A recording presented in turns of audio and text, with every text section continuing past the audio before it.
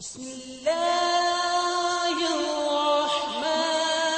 الرحيم.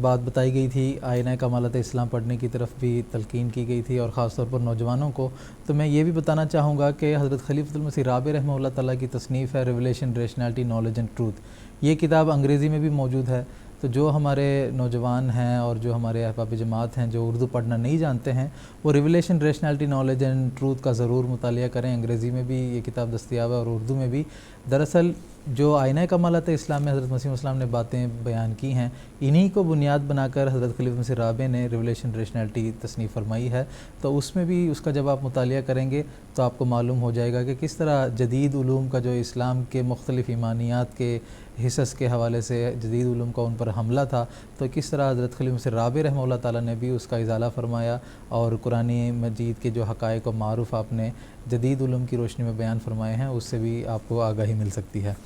حضرت مسیح موعود علیہ السلام فرشتوں اور ملائک کے وجود کے حوالے سے فرماتے ہیں. میں حضور کا ایک اقتباس پیش کرنا چاہوں گا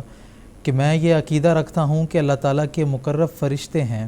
ان میں سے ہر ایک کا مقام معلوم ہے. نہ تو ان میں سے کوئی اپنے مقام سے نیچے آ سکتا ہے اور نہ ہی اوپر جاتا ہے، اور ان کا وہ نزول جس کا قرآن میں ذکر آیا ہے وہ انسان کے اوپر سے نیچے آنے کی طرح نہیں، اور نہ ہی ان کا صعود یعنی اوپر چڑھنا لوگوں کے نیچے سے اوپر چڑھنے کی طرح ہے، کیونکہ انسان کے نزول میں اپنی جگہ سے ہٹنا لازم ہے، اور یہ اپنے آپ کو مشقت اور تھکاوٹ میں ڈالنے کی ایک قسم ہے، جبکہ فرشتوں کو نہ تو تھکاوٹ ہوتی ہے اور نہ ہی وہ تکلیف میں پڑتے ہیں، اور نہ ہی حالات کی تبدیلی ان پر اثر انداز ہوتی ہے. پس ان کے نزول و صعود کو دیگر اشیاء پر قیاس نہ کرو، بلکہ فرشتوں کا نزول اور صعود اللہ تعالیٰ کے عرش سے سماء دنیا کی طرف نزول اور سماء دنیا سے عرش کی طرف صعود کے رنگ میں رنگین ہے، کیونکہ اللہ تعالیٰ نے ان کے وجود کو تسلیم کرنا ایمانیات میں شامل فرمایا ہے، اور فرمایا ہے کہ اللہ تعالیٰ کی فوجوں کو اس کے علاوہ کوئی نہیں جانتا. پس ان کے نزول و صعود پر ایمان لاؤ